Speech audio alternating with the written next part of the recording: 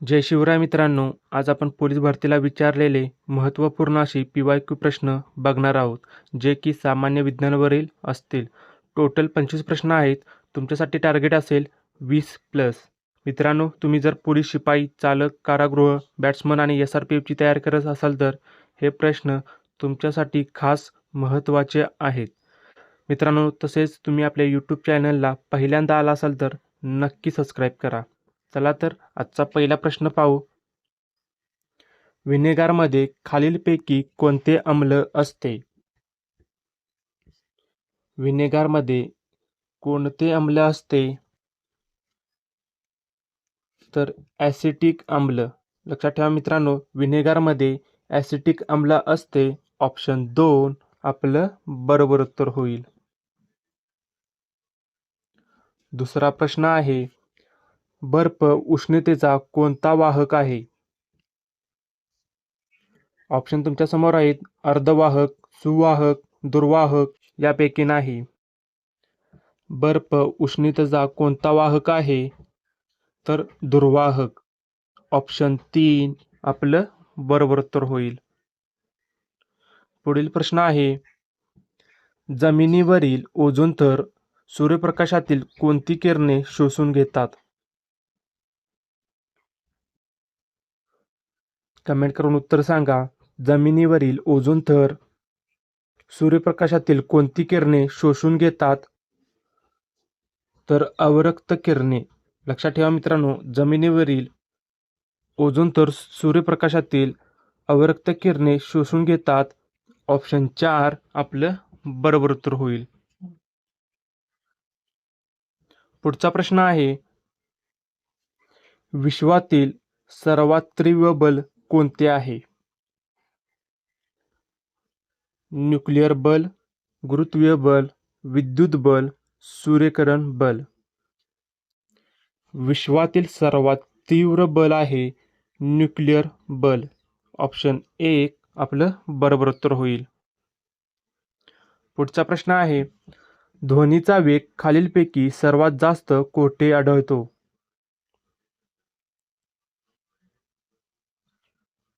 महत्त्वाचा प्रश्न आहे मित्रांनो. 2 वेळा प्रश्न हा रिपीटेड झाला होता.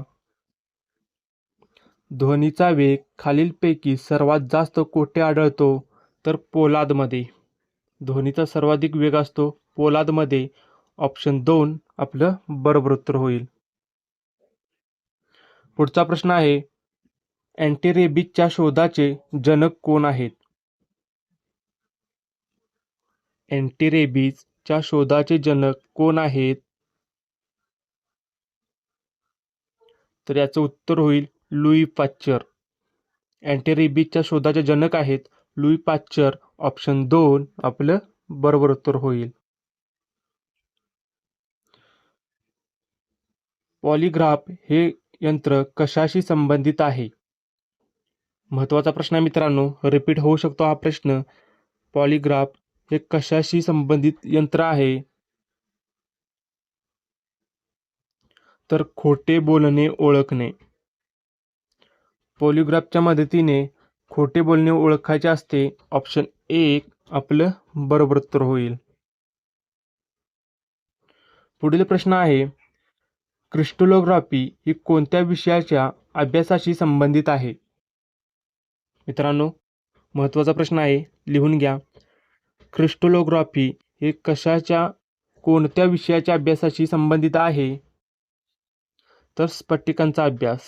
लक्षात ठेवा मित्रांनो, क्रिस्टलोग्राफी हा स्फटिकांचा अभ्यासाशी संबंधित आहे. ऑप्शन 2 आपलं बरोबर उत्तर होईल. पुढचा प्रश्न आहे, गुरुत्वाकर्षण सिद्धांत सर आयझॅक न्यूटन यांनी आपल्या कोणत्या पुस्तकात मांडला? मित्रांनो, लक्षात ठेवा, गुरुत्वाकर्षण सिद्धांत सर आयझॅक न्यूटन यांनी मांडला आहे. तो आपल्या कोणत्या पुस्तकात मांडला आहे? तर प्रिन्सिपिया. प्रिन्सिपिया. ऑप्शन 4 आपलं बरोबर उत्तर होईल. पुढील प्रश्न आहे, वनस्पती कोणत्या क्रियेद्वारे अन्न तयार करतात? वनस्पती कोणत्या क्रियेद्वारे अन्न तयार करतात? तर प्रकाश संश्लेषण. लक्षात ठेवा मित्रांनो, वनस्पती अन्न तयार करतात प्रकाश संश्लेषणाच्या क्रियेद्वारे. ऑप्शन 2 आपलं बरोबर उत्तर होईल. पुढचा प्रश्न आहे, ड्रासेरा वनस्पती ही कोणत्या वर्गामध्ये आहे? ड्रासेरा वनस्पती ही वनस्पतीच्या कोणत्या वर्गामध्ये येते? महत्त्वाचा प्रश्न आहे मित्रांनो, लिहून घ्या. ड्रासेरा वनस्पती ही वनस्पतीच्या कोणत्या वर्गामध्ये येते? तर कीटकभक्षी.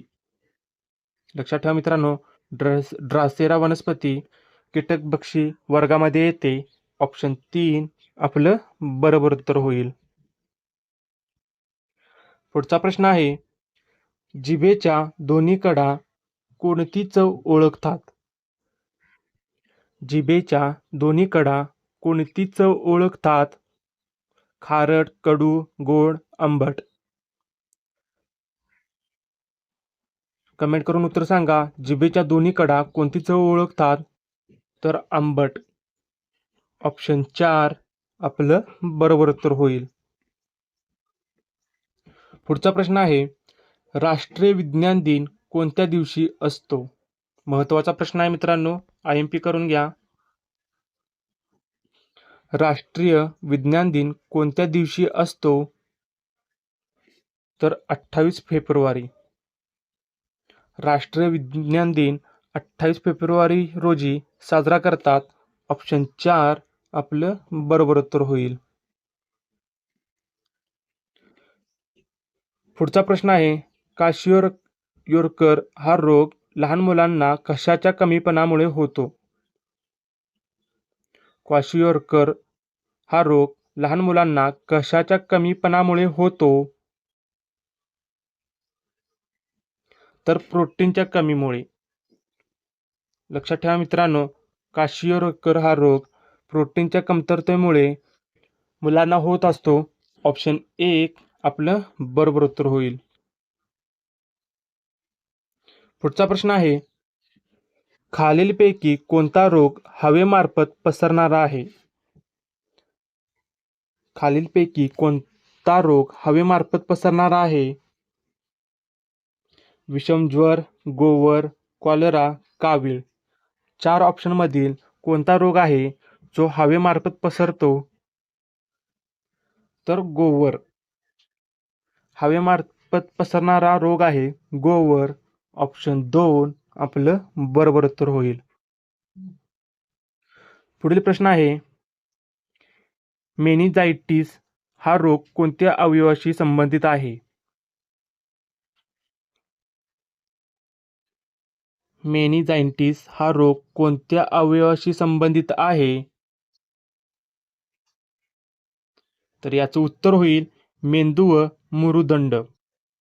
मेनिंजायटिस हा रोग मेंदू व मुरुदंड अवयवाशी संबंधित आहे. ऑप्शन 1 आपलं बरोबर उत्तर होईल. पुढील प्रश्न आहे, दैनंदिन आहारात फॉस्फरसच्या त्रुटीमुळे कोणता विकार संभवतो?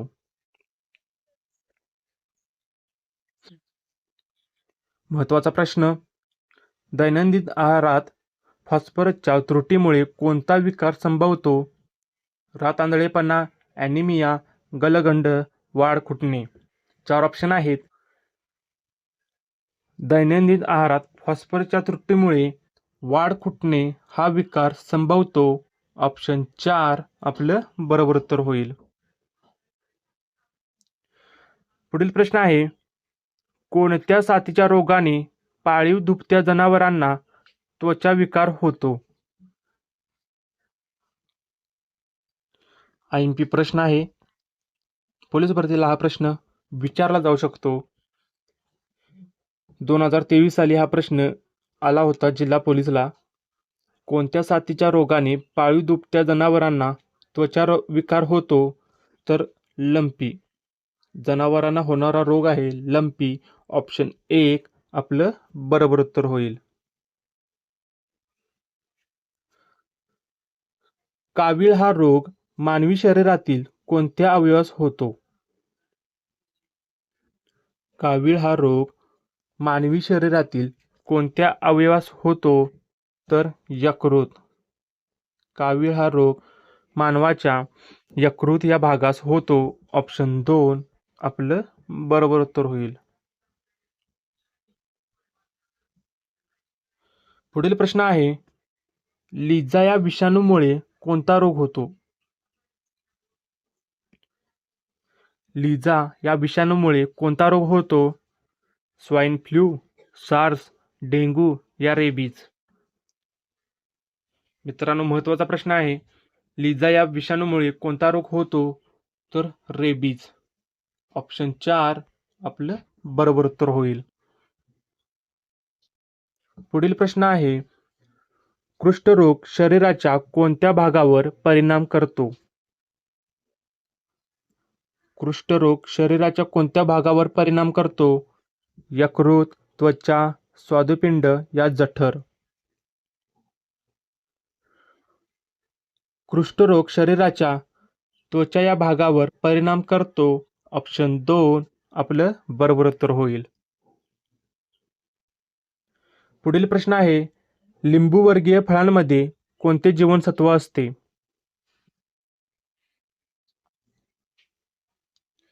लिंबूवर्गीय फळांमध्ये कोणते जीवनसत्व असते? तर जीवनसत्व क, त्यालाच आपण विटॅमिन सी असे म्हणतो. लिंबूवर्गीय फळांमध्ये विटॅमिन सी असते, म्हणजेच की जीवनसत्व क. ऑप्शन 1 आपलं बरोबर उत्तर होईल. पुढील प्रश्न आहे, शरीराचे ऊर्जागृह म्हणून कोण कार्य करते? शरीराचे ऊर्जागृह म्हणून कोण कार्य करते? तर कर्बोदके. शरीराचे ऊर्जागृह म्हणून कार्य करते कर्बोदके. ऑप्शन 1 आपलं बरोबर उत्तर होईल. पुढील प्रश्न आहे, रक्तवाहिन्यांमध्ये गुठळ्या निर्माण होणे या रोगास काय म्हणतात? रक्तवाहिन्यांमध्ये गुठळ्या निर्माण होणे या रोगास काय म्हणतात? तर थ्रॉम्बोसिस. रक्तवाहिन्यांमध्ये गुठळ्या निर्माण होण्याच्या रोगास थ्रॉम्बोसिस असे म्हणतात. ऑप्शन 3 आपलं बरोबर उत्तर होईल. लसीकरणानंतर शरीरामध्ये काय तयार होतात? लसीकरणानंतर शरीरामध्ये काय तयार होतात? तर अँटीबॉडीज. लसीकरणानंतर अँटीबॉडीज तयार होतात. ऑप्शन 2 आपलं बरोबर उत्तर होईल.